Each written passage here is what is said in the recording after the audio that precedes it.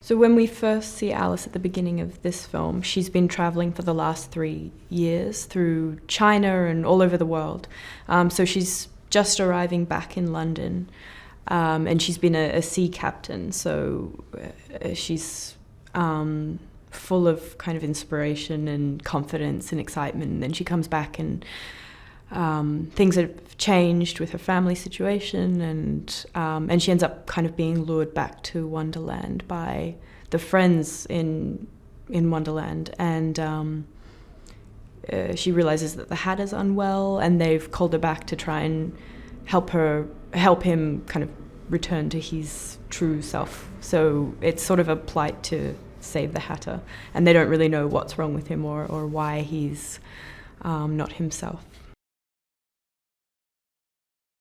Sacha Baron Cohen plays Time, and again he kind of put completely his own spin on the character. He's this the dynamic between Alice and Time is quite funny because he's very pompous and very full of himself and grand, but at the same time everything he says is completely nonsensical, and Alice, I think, is maybe one of the few people who kind of calls him up on his ridiculous way of kind of talking.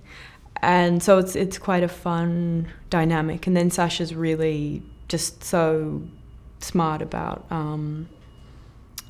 putting his own sort of twist on the character and his own jokes in there, and you don't quite know what to expect because he just will go off on a tangent which he's kind of improvising himself.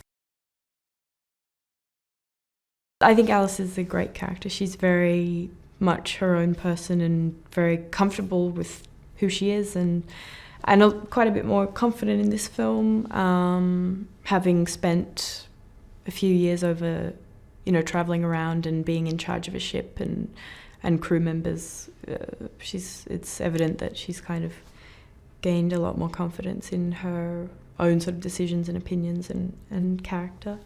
And it's nice to play somebody like that. She doesn't let any of the characters kind of push her around, and specifically in the relationship with Time and the Red Queen, she's sort of less fearful, I guess, which is nice.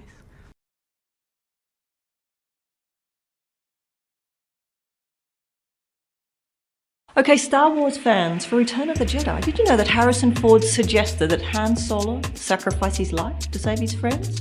But George Lucas declined. What do you think? Would it have been a good idea? For this and more movie facts, click on more videos. Or for more trailers, click on the playlist.